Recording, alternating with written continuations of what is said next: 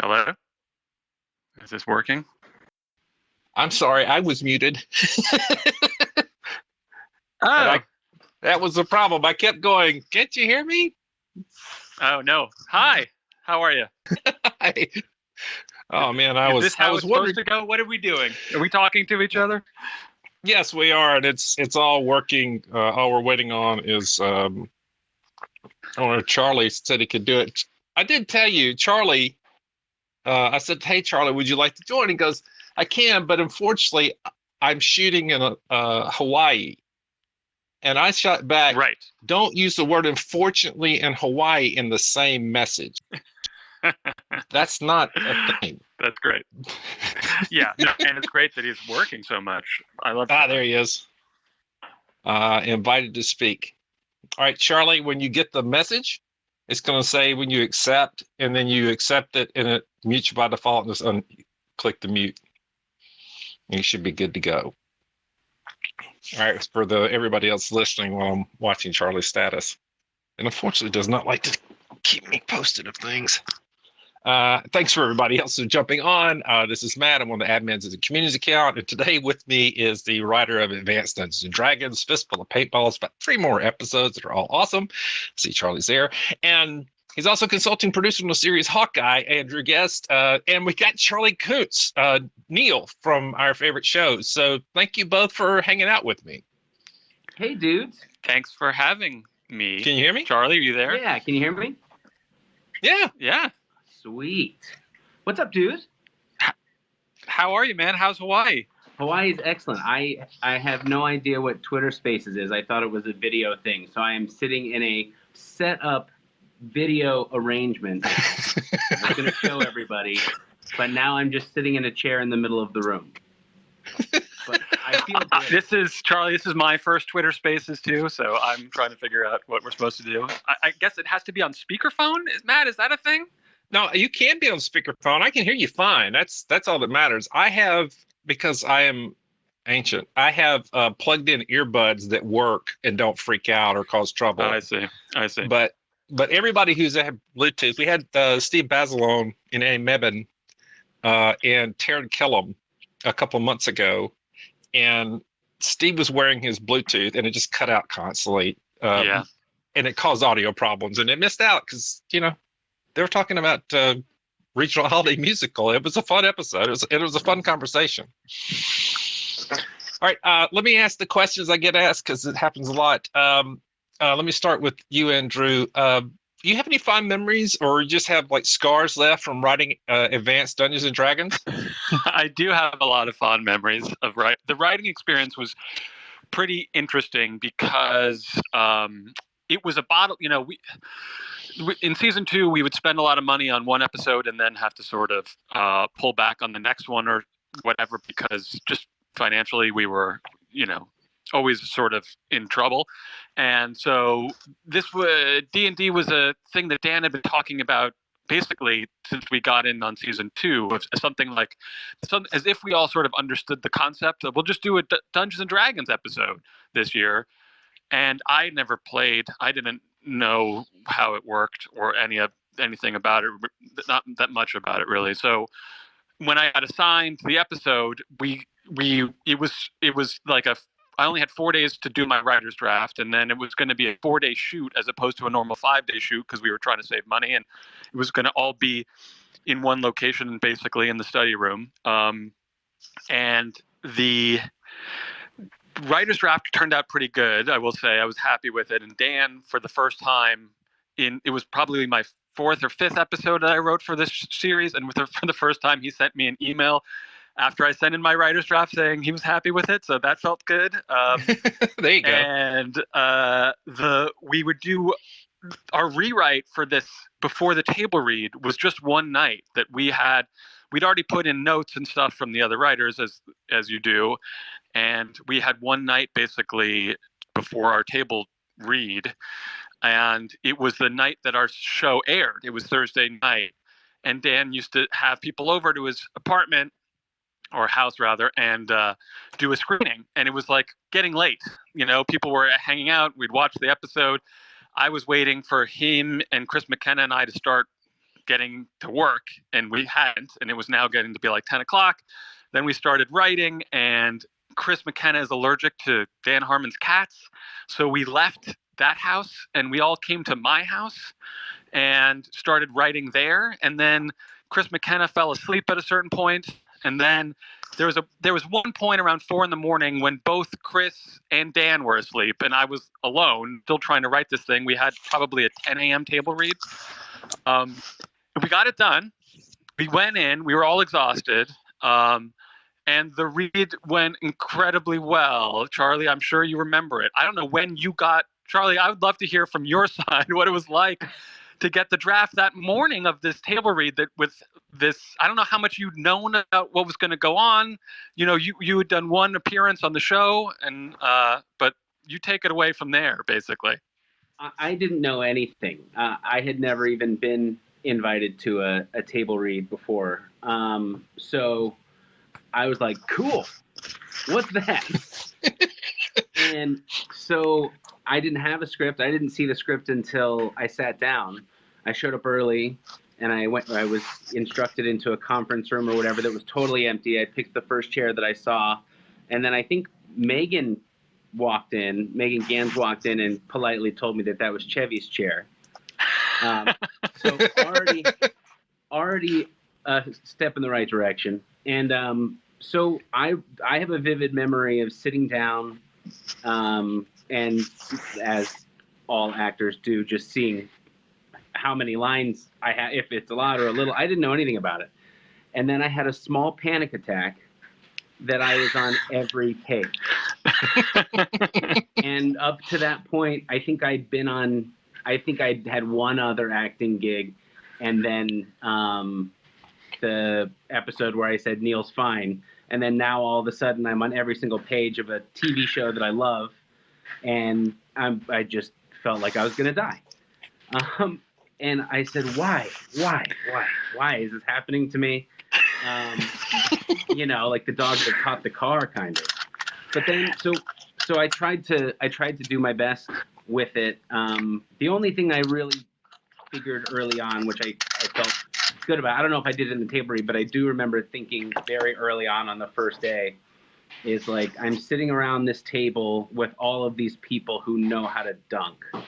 And like, that's their job. All I have to do, I don't have to dunk any of this. I'm just going to be serving it up. So it seemed to me like I just tried to do as many quick things as I could. As like, well, he's depressed, he's sad, and I just tried to play it as real as I could. Anyway, that was my very strange experience. And then obviously on the first day of shooting, sitting around a table that I would watch on TV with obviously all these amazing people. It was a wild first day, but I sunk into it eventually.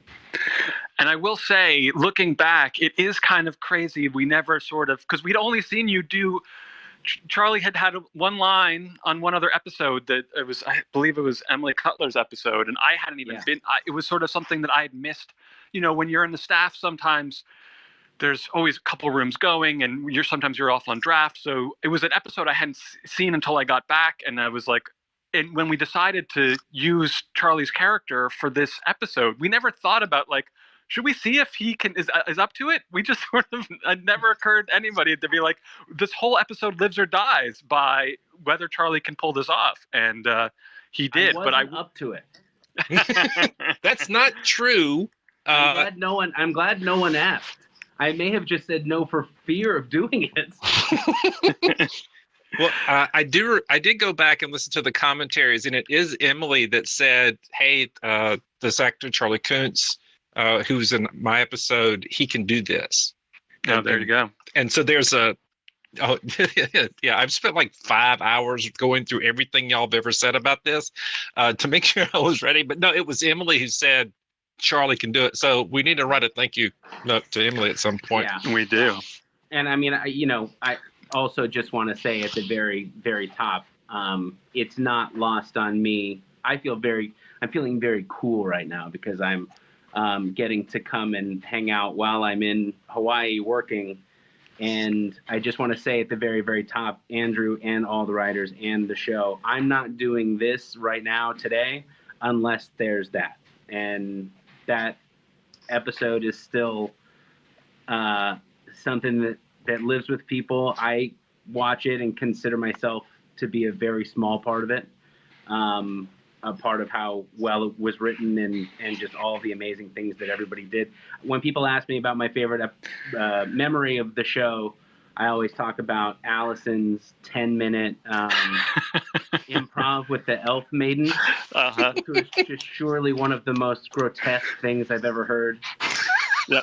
I can't remember. I feel like maybe I made this up in my memory, but it would have ended perfectly with the Aristocrats, because it was so brutally disgusting. Yeah. But yeah, I just wanted to say that off the start. Nothing is lost on me that I'm only here because of I'm only here doing what I am today because of that. So I thank you. Well, I mean, I will say it was one of those experiences for me too that was really a significant one in terms of writing for TV in general. And like that table read, Dan, Chris, and I had basically been up all night. We got in, and we had one of our best table reads ever, in no small part thanks to Charley. But none of the cast had really read it very much, and the thing killed. Like, it was just part of it was also, I think, everyone was caught off guard by it. Was intense for Chevy to be as mean as he was being to this poor actor. Like, if you felt it in the room as he was like digging in on Charley, and it was, but because of that, it was also, there was huge laughs, and we got through that, and I was like, oh my God, that went well. And NBC took us aside. We don't normally do this. We had a big meeting after it because NBC was like, we don't get it. Like, they literally like, what is it? What are we watching when we watch this episode? And I luckily Dan and Chris believed in it because I was still pretty low on the totem pole, and were able to say shut up and trust us, basically. But yeah, it was not exactly the response you want after a very successful table read where you've been exhausted and up all night. Yeah. Andrew, have you watched the anniversary at Vulture Fest? No. You should watch it, if nothing else. If your ego ever drops a smidge, go and watch it, and go and listen to Dan talk about it. Go listen to him talk about how this script is the one where he started thinking, I have a writer's room I should just trust more. Oh. He says it very clearly. He's like, I had these comic books, I drop it off, I have to go back. And that you and Chris and Megan had basically worked most of it out, everything but the third act out. Yeah. And how he talked about just being proud of the group at that moment in a way he didn't realize. He was trying to say, y'all were great. And he's thankful to have you. And you should just go if you ever need a boost, that's the perfect place. Well, I'd like to say, just as a fan, the middle 5 or 6 episodes of season 2, I've never seen, most of which I'm not in, but I've never seen a show ride a wave so unbelievably hard. And I have friends who are just now discovering it and all this kind of stuff, and they're like, we're at the end of season 1 or we're just at the beginning of season 2, and it's like season 2 crests a wave right in the middle that is so unbelievable. So if that's the moment that he says that he started to, I know he believed in the writer's room, but you guys paid it off in dividends. That run right in the middle of season 2 is absolutely unbelievable to me. Oh, I mean, we were exhausted, and it was we were all just one small part of it. But yeah, it was a great experience. It really was. But just speaking of this particular episode, well, not this episode, but Fistful, your other episode, which you're in Charlie right at the beginning. Fistful is the third highest rated community episode on IMDb's list of episodes with 1,000 votes. That's surprising to me. Yeah. Number one is Remedial. It's around, if you're doing by 1,000, it's about 60 or so. And this is a moving thing because every so often something drops new and there's a lot of fans that jump on, but it shifts back. About 10 or so back from there is Modern Warfare. And inside the top 200 of all episodes of all time on IMDb with 1,000 votes, Fistful is there. And that's amazing. It's ridiculous. I do want to ask before I switch off of the D&D, did you really not know that you had a Sword of Duquesne in Hawkeye until Charlie pointed it out? I really didn't. It didn't because my experience with Hawkeye was I came in very late on that process, and the character predates the series too. I mean, that's it is a existing character, and it didn't occur to me that it didn't, somebody on Twitter, Charlie, you sort of retweeted somebody who figured it out, right? Is that correct? So, somebody else mentioned it, yeah, and then I just have a deep need to glom on to other popular things. So I figured if I didn't have to do it myself, I could just... no, but I thought that was very funny. Yeah, crazy. I love the show, by the way. That show was so great too, by the way. So congratulations. Oh, thank you, Charlie. That was, speaking of Joe Russo, because he directed D&D, the reason I had anything to do with that series is because Joe called me out of the blue. They were about a week and a half away from starting to shoot Hawkeye in New York, and he's like, listen, this producer Trin, who did all our movies at Marvel, is looking for a writer. They want to rewrite this whole series. Can I give her your name? And I said, sure. And like 30 seconds later, Trin called me, sent me the whole 6 episodes and was like, let's meet tomorrow. We closed a deal in 24 hours, and it was the most amount of writing I've ever done in the shortest amount of time to try to but it was a great experience. I loved working with all those folks over there. Did you get to be on set for any of that? Or was it just they kept you in a small room and made you write the whole time? I went to Atlanta for the reshoots. I did not. It was the height of COVID. I've got two kids who were both remote learning in January, and they asked me to come to Atlanta for 4 months at the height of COVID, and I was unable to do it. It didn't make sense. But the reshoots were about 2.5 weeks in Atlanta, which I got to meet some of the cast finally and be there for that, which was really nice. Well, it was a really good series. I agree with Charlie. I enjoyed the hell out of it. It was a blast. Thank you. Do you have? I understand that the writing experience for Fistful was harder than D&D. That is correct. I didn't get any. I don't think Hillary or I had like official. I can't believe we made 25 episodes season 1 and 24. I look back and I think, Jesus Christ, it's a lot of TV. And by the time we broke the last 2-parter together, all of us, and we basically gang wrote, meaning that once we had enough of a shape, whoever was around would write we would call them spit drafts, write a few scenes. And I ended up writing scenes on Hillary's. People definitely wrote scenes on mine, and then eventually Dan would do a full pass on everything. So it was certainly not exactly like the D&D where I had time to like actually, sit by myself and think about the whole picture. Yeah, I checked the commentaries and it was like we finished like hours before anybody saw it. There was a bit of a plan in place, but not until you figured out the second half, you didn't have the first. Yep. There was a lot of that. Yep. And Charlie, you got to be at least in the first part of it. I mean, you're really the tone is set with your scene. That was awesome. I have such a fond memory of being on set with Anthony Michael Hall, and I'm wearing a tiny little cowboy hat. And just thinking, What world is this? What life have I stumbled into?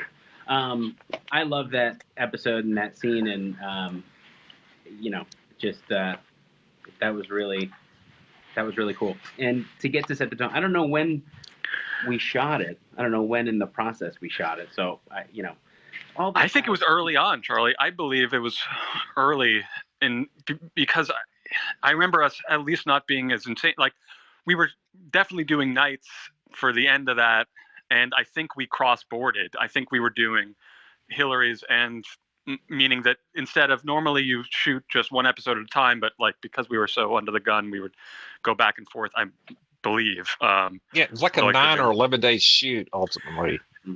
For both, right? Yeah. Yeah. I just think it's unbelievable. When people ask me about the show generally and just what it was kind of like to be there in that experience, I think it's unbelievable how it all turns out, how all of the episodes come together and how well they all came together. The thing that I love about the show so much is how funny it is, and also just how it quite often deeply moving. And that would be hard on a regular show. And this wasn't a regular show. And whatever I got to experience just by watching everybody work was, I tried to explain to people that there's like our set, and then they destroy the set every week. So just everybody taking what would be difficult on its face, making any kind of TV, and then just being so hyper creative with it. And so, that just makes me think of, there's that first scene where the tone is set, and just tone through the whole show was such a huge thing. Yes. I mean, and it's great, I think, and again, I'm not in the writer's room, or I'm not part of production or anything like that, but I think it just fulfills its emotional need too. I think people are impressed by it, but not also obsessed with it, which is really what you need. You need an audience to see it and then allow it to let you sink into the story. And I think that happens with the Ass Crack Bandit and the paintball episodes and D&D, is like, it's all such a conduit to get into what the story is, and then they hit you with these big emotional beats at the end. I won like a fan contest to be on this Twitter Spaces, right? I think I'm just a fan. No, but you're right, Charlie. I mean, one of the things that was special, which you look back after working on other things and you realize how unique it was that everybody in the crew, I mean, we had the art department, the camera unit, everybody cared about the show because they liked the show, which is, because they were all putting up with a lot, it was, I mean, also they all were making tons of overtime, so that's not too terrible, but like, but you get burnt out, and there's a lot of jobs you work where you're like, it's a good, you see what's good about the project and you see what's bad, but it seemed like from the top to the bottom, everyone sort of believed in this show in a different way and wanted it to be as good as it could be, and that comes through in like everything, every little detail that went into the costumes and sets, and the willingness to tear our study room apart every week, et cetera, et cetera. That's always what makes me feel so great for everybody who worked on the show, that it has so much love in the end. Yeah. Because it's not a 3-camera setup on the same stage. We don't have a central perk. We don't have all that kind of stuff. And when I hear that people love it so much, I always feel so happy for everybody who worked on it, because it was incredibly hard to make. And yeah, and I mean, look at it's people like Matt doing this. The fact that you, Charlie, and I are talking about all this. It resonated with the people who fell in love with it, which is also unique. It's very easy to make a lot of stuff that people like or think is good, but find fault with, etc. But there's something about this show that, and I, felt very lucky to have been a part of it, and still be talking about it. Me too. I'm just glad y'all still are interested in talking about it because it's been 11 years. Charlie's done a lot of other stuff. Andrew, you've done a lot of other stuff. We're like, hey, can you talk about a thing from a decade ago? And God love you both. You said, yes, please. Well, that's what you have to do if you want to work through your trauma. That's right. Yeah. You have to put in the work every day. That's right. Well, I'm going to ask one more fistful question. I'm going to get a couple of things to wrap it up. Do you remember who came up with the card idea for the episode? Because people still don't realize that's what they are. Is a reference to their boat. I love that you pointed that out on Twitter, and and it was always there was always flashbacks to like this decision making. I don't remember when it became about cards, and there was always in the draft like there was a stylistic thing of how we stop and do a push in or whatever. It wasn't necessarily going to be a card background, but so I don't know when that process went in. Unfortunately, I wish I could tell you, but I don't know. No, people just like I posted something, I think it was yesterday, and it was like, when did you realize it? Was it now? And there's a lot of now. This is now. This is the first time I've noticed this. It was there was a bunch of people that noticed it the first time through, but just the layers this show has is part of the reason we still love the show. I still get new things. Every year somebody points out something I didn't notice before. So, and if I haven't seen it, there's very few that haven't at this point. Mm-hmm. So no, I did want to point out, I did a poll to find out which of these two episodes were preferred by the fans. I had just an 8-hour poll on Twitter. I got 524 votes. Fistful won by 20 votes. Wow, neck and neck. And number one, I don't get 500 votes most of the time. I usually get a couple of hundred. I had a lot of complaints of, why are you making me choose? I'm just lucky that I happened to be in both of them. Yeah, that's right. This worked out perfectly. Would be heard. Well, D&D is a special episode, particularly for the people that saw it when it aired, and when they watched it on Hulu before it's on Netflix too. There's a lot of people that say on a regular basis how much this episode touched them and meant something to them deeply, about seeing Charlie's character go through this process and then come out okay. Yeah. About being accepted ultimately. And I can't tell you how many times people have said that about this episode, where that's their main focus. So Andrew, when did you find out it was pulled? Oh, I'm sorry. Go ahead, Charlie. Well, I have a certain perspective on that. I think the more you work on things, how it's written and how it's played can be very different, or people can have very different ideas of that kind of stuff. I'm always surprised at how quickly, when people ask me about it, it starts with how funny it is and how good it is, and then very quickly dives into it's so emotional and it really moved me and stuff like that.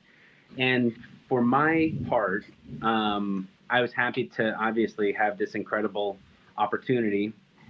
But I go through this world in a particular kind of body. I go through this business in a particular kind of body, and my thing that I love. It was a difficult week. It was a weird table read because I had never seen it or read it, and it was it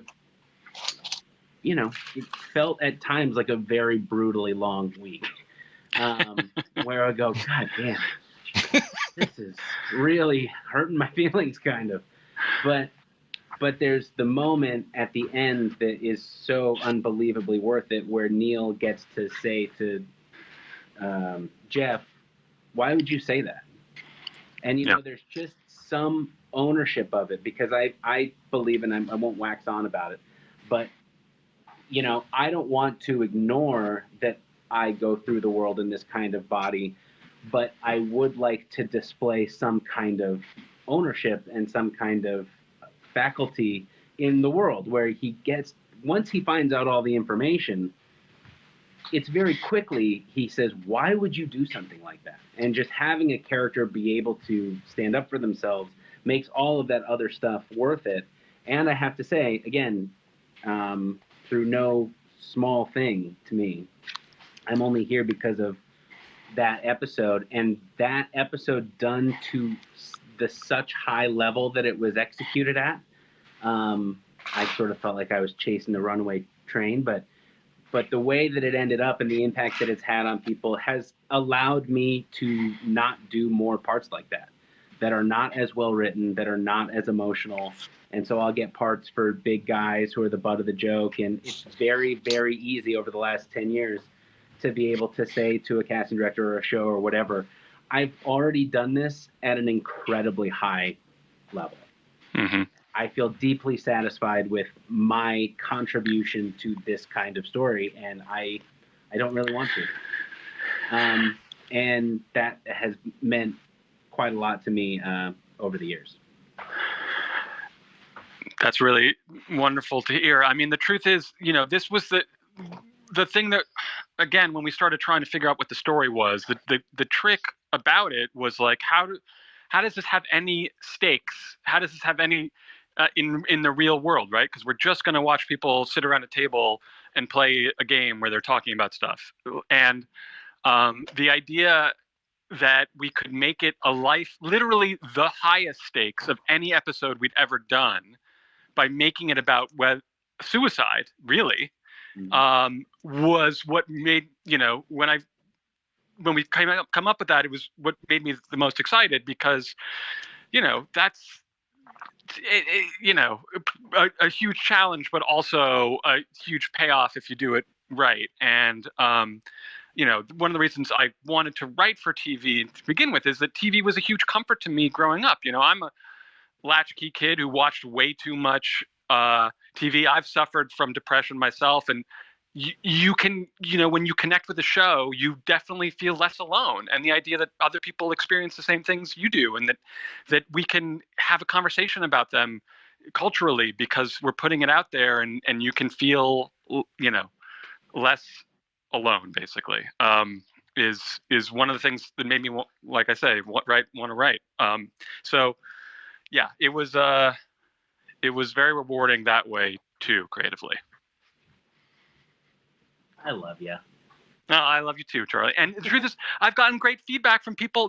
More people have mentioned that to me about this episode than anything else, that they relate to those feelings. And, we can all be casually cruel to people without realizing it. And those things can really affect how people think about themselves in the world. And the fact that we took what was a joke in Emily Cutler's episode and turned it into something really real and, and human was exciting.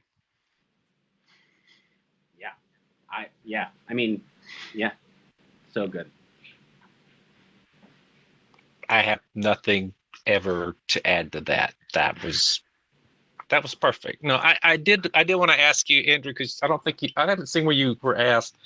The episodes were pulled. And I know Charlie's answered this because, it's Charlie's big episode. So having it pulled was a big thing to him, but he's handled it. Charlie's always acted with grace and in the public eye as far as I've seen. So I just want to point out that Charlie has been nothing but solid. But I did want to ask you, since people were basically saying you have to ask him, how does it? This is one of your best episodes of just Community. I mean, you've got other writing stuff. I mean, Fistful is in everybody's top 5. And on this show, where the top 30 are perfect, top 5 is an incredible level. I mean, it's in top 3 for most people. So how does it feel to have like this one, where most people can't see it? It is on Prime, by the way, for anybody who doesn't know. It's available to stream on Prime, and any $2 will. Yeah, any $2 will get you a version of it on YouTube or Apple or whatever your choice is.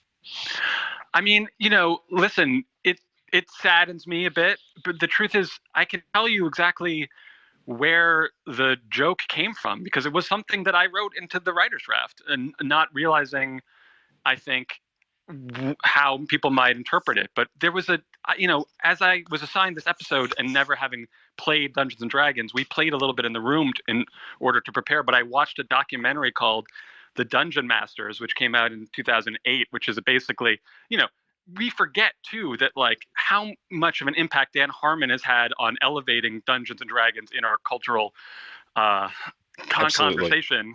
So there was less out there, and this one documentary followed 3 dungeon masters. One of them is this woman who's dressed as a dark elf the whole movie, and it's like a punchline. And I didn't, and so one of my concerns when thinking about how this episode was going to look was like, we don't have a lot to play with here in terms of like, set pieces and, a lot of visual jokes. So I thought it'd be funny if Chang looked like this. I didn't know what a fucking dark elf was, or that, Drow, yeah. And the truth is, when I brought it into when the writers, the rest of the room read it, people were like, this might, be offensive. And I was stupid enough to not even realize that Chang dressed as a dark elf might be offensive. But so that was the process, which is what you want, is other people to look at something like that and say, maybe people aren't going to see it the way you do, Andrew. And so that's why we had Shirley react, and point it out. And part of the thought was, oh, people don't always understand how other people are going to look at this. And now we've acknowledged that. So I'm sorry, it's one of those things where I think if we were doing this episode today, we'd be more sensitive about it. And part of, we would probably look at it differently, and not do it the same way. And that's a good thing. But certainly I wasn't trying to offend anybody or, do anything culturally insensitive. No, I was listening to a writer, just Michael, I cannot remember his last name. He's a very good writer. I recognized him before I started following, and somebody asked him about where does, as a writer, where do you draw a line about what you do, about offensive and stuff? And he's a comedic writer, and he says you don't. That's there's standards and practices in place for that. The other writers in the room are in there for that. Right. You have to push. And I don't.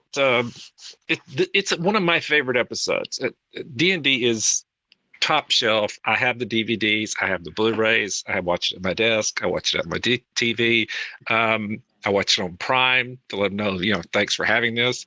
But you're right about how you talked about it, and thank you for telling us more about it, because most of us like, oh, it's in there, we don't know why it's there, or we don't know where the joke came from, other than we know drow, and those concepts. And everybody is, I tell you, from even what why am I blanking on Ken Jeong's name, for crying out loud? Even Chang. Ken has been, right. Chang's character, what Ken has said when it came out, he's like, it was never meant to be an offense, it was just a thing that we did. And what I always thought was funny is 6 months before all this happened, at the 10th anniversary, Allison points out he's in blackface in the episode in a crowd at Vulture Fest. And they talk about it. They make it a joke because they're very funny. But I didn't want to let it go by, because I wanted to give you a chance to talk about it, where the way fans will get, because we'll record this and other people will hear it and stuff. But I just, it is a fantastic episode with something I wish they could paint blue or something, because if he looks Smurfy, I think would be okay. 100%. If dark elves happened to be purple or whatever, that would have been exactly the same thing. It would have been what we were trying to do. Ultimately, it was not supposed to be about anything else. No, it's about Chang misunderstanding the event. It wasn't. Yeah, no, it wasn't about him trying to make any kind of statement. No, I just appreciate it. No, well, let me wrap this up, because I've already gone way over the amount of time. Thank you, Charley, for being a part of this. We love you. all the time. Whatever you do, we're going to watch. Andrew, whatever you do, we're going to write. We love you back too. If you find new ways to throw in Duquesnes and swords and anything in the future, we're going to be all over it. Love it. If you want to put me in the MCU, that's fine. I'll take it. Oh, Look, Great. I know everyone wants the Community movie, but I'm willing to accept the consolation prize. Of being in the MCU. Let's On talk, behalf of Charlie. everyone. There is right now, I went through and identified all the actors that have been both in the MCU at some level and been on Community. The number's close to 30 people who have been in both. Yeah. And I'm not including because DC's in there as well. I'm not even including the stunt people that we borrowed from MCU late in season 5 and 6. So Yeah, 31. I'm talking about actors. 31. 31 other people get to be in the MCU. So we need a spot for Allison and Gillian and Charlie, and I'll be really happy. That would be great. I mean, there's a lot of crossover for a lot of reasons. You know, I think Kevin Feige really respects. Well, I can't hear if you said anything after you said respect. I think he was going to say Kevin Feige really. Did I lose you all? No. Yeah, that was brief. Well, Andrew, I do want to say before you say the next thing, I want to know if you send a email or official letter once a year to the Russo brothers, telling them you're welcome for getting you the gig at MCU. No, I Because- say thank you to Joe Russo, who I continue, and Joe and Anthony, who I continue to work with occasionally and owe so much of my career to. They're terrific. Well, I mean, it's Fistful is the episode that Feige saw that had them come in to look at Captain America. Captain America, yeah. So your episode is the reason they got that Joe, gig. They directed it. I can't take credit for how it looked. You know. No, I just remember that as a part of where Joe and Anthony were. Anthony's birthday is today, by the way. With those two had the opportunity, and they had an opportunity because he watched Fistful. If you think about it, Andrew wrote Fistful. The Russos directed Fistful. I was in the first scene of it, wearing a tiny cowboy hat. So a lot of people have me to thank, really, if you think about it. You're right. I have put the cart before the horse. Yeah, and thanks to that tiny little cowboy hat, we have this world. So thank you, and you're welcome. There you go. Sorry, I lost a bit of it, but I agree with Charlie. I feel like many of us owe our careers to Charlie, in addition to the Russos. I will say. Well, hey, just last thing, thank you both. The fans love these opportunities. Every time we get to learn something new or just hear from you, y'all still care about the show. It's always great. I'll try to leave you alone in the future unless you want to talk about something. I'm all for it. But no, just 100% from the whole of the fandom, which has grown more in the last 2 years than it did prior. 4 times as big, or at least from our Twitter account. Thank you. Wow. Thank you. Thank you, man. All right. I'm going to put a bow on this. You've done unbelievable outreach and coordination for all. Well, we want to find everybody that's a fan of the show, so the movie's undeniable. Yeah. That's my plan. All right. And love it, Andrew. And Andrew, I want to say thank you. I appreciate you. And being part of that episode is truly, truly one of the great highlights of my life and career so far. So I appreciate you, and I thank you and all the writers. And I thank you, Charlie. Right back at you. Thanks, brother. That was some lovely people. I'm Thank going to let you. y'all go. Oh. All right, bye. Appreciate you, man. No problem. All right. All Bye, right, I gotta y'all. go to work. Bye. Bye.